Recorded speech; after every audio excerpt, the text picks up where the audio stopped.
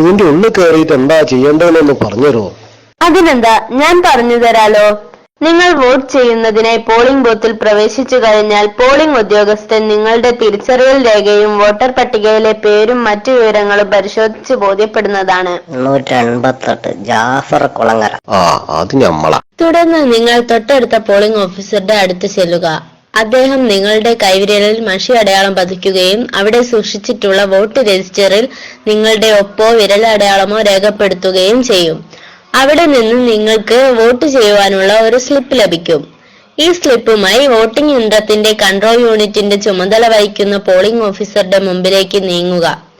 Slip അദ്ദേഹത്തെ ഏൽപ്പിക്കുമ്പോൾ പ്രസ്തുത ഉദ്യോഗസ്ഥൻ നിങ്ങൾക്ക് വോട്ട് ചെയ്യുന്നതിനായി കൺട്രോൾ യൂണിറ്റിലെ ബട്ടൺ അമർത്തും. അപ്പോൾ ഒരു നീണ്ട ബീപ്പ് ശബ്ദം കേൾക്കും. നിങ്ങൾ ഉടൻ തന്നെ വോട്ടിംഗ് കമ്പാർട്ട്മെന്റിലേക്ക് പോവുക. അതിനുള്ളിൽ 3 ബാലറ്റ് യൂണിറ്റുകൾ വോട്ട് രേഖപ്പെടുത്താൻ പാകത്തിൽ സജ്ജമാക്കിയിട്ടുണ്ടാകും. സ്ഥാനാർത്ഥികളുടെ എണ്ണത്തിനനുസരിച്ച് ഇതിൽ മാറ്റം വരാം. ഓരോ ബാലറ്റ് യൂണിറ്റിന്റെയും ഏറ്റവും മുകളിൽ ഇടതുവശത്തായി പച്ച നിറത്തിലുള്ള ഓരോ ചെറിയ ലൈറ്റ് തെളിഞ്ഞു കാണാവുന്നതാണ്. ഇത് ബാലറ്റ് യൂണിറ്റുകൾ വോട്ട് രേഖപ്പെടുത്തുവാൻ തയ്യാറാണെന്ന് വ്യക്തമാക്കുന്നു. നിങ്ങൾ ഗ്രാമപഞ്ചായത്ത്, ബ്ലോക്ക് പഞ്ചായത്ത്, ജില്ലാ പഞ്ചായത്ത് എന്നീ തലങ്ങളിലേക്ക് ഓരോ വോട്ട് വീതം ആകെ 3 വോട്ടുകളാണ് രേഖപ്പെടുത്തേണ്ടത്. വോട്ടിംഗ് കമ്പാർട്ട്മെന്റിൽ വെച്ചിട്ടുള്ള 3 യൂണിറ്റുകൾ ഗ്രാമപഞ്ചായത്ത്, ബ്ലോക്ക് പഞ്ചായത്ത്, ജില്ലാ പഞ്ചായത്ത് എന്നീ ക്രമത്തിലാണ് സജ്ജീകരിച്ചിരിക്കുന്നത്. ആദ്യത്തെ ബാലറ്റ് യൂണിറ്റിൽ ഗ്രാമപഞ്ചായത്ത് വാർഡിൽ മത്സരിക്കുന്ന സ്ഥാനാർത്ഥികളുടെ പേരും അവരുടെ ചിഹ്നവും അടങ്ങുന്ന വെള്ള നിറത്തിലുള്ള ലേബൽ ആയിരിക്കും പതിച്ചിരിക്കുന്നത്. നിങ്ങൾ വോട്ട് ചെയ്യാൻ ആഗ്രഹിക്കുന്നത് ഇതിലേത് സ്ഥാനാർത്ഥിക്കാണോ ആ സ്ഥാനാർത്ഥിയുടെ ചിഹ്നത്തിന് നേരെയുള്ള ബട്ടണിൽ വിരൽ അമർത്തിയാൽ ഒരു ചെറിയ ബീപ്പ് ശബ്ദം കേൾക്കുന്നതും അതോടൊപ്പം സ്ഥാനാർത്ഥിയുടെ ചിഹ്നത്തിന് നേരെ ഒരു ചെറിയ ചുവന്ന ലൈറ്റ് പ്രകാശിക്കുന്നതുമാണ്.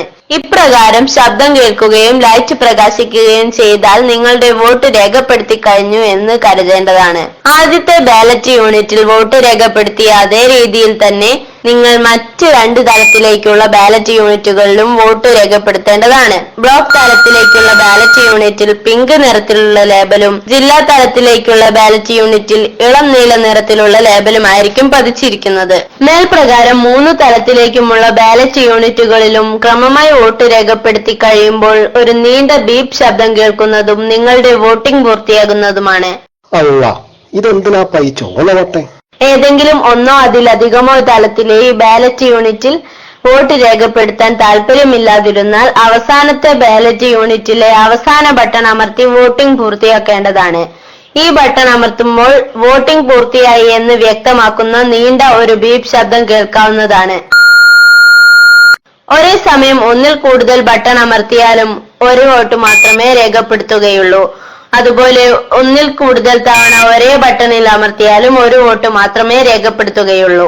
ഭാഗികമായി മാത്രം വോട്ടുകൾ രേഖപ്പെടുത്തുമ്പോൾ യന്ത്രത്തിലെ വോട്ടിംഗ് പ്രക്രിയ പൂർത്തിയാക്കുന്നതിനു വേണ്ടി മാത്രമേ എൻഡ് ബട്ടൺ ഉപയോഗിക്കാവൂ. 3 തലത്തിലെയും വോട്ട് രേഖപ്പെടുത്തി കഴിഞ്ഞിട്ടുണ്ടെങ്കിൽ എൻഡ് ബട്ടൺ അമർത്തേണ്ട ആവശ്യമില്ല.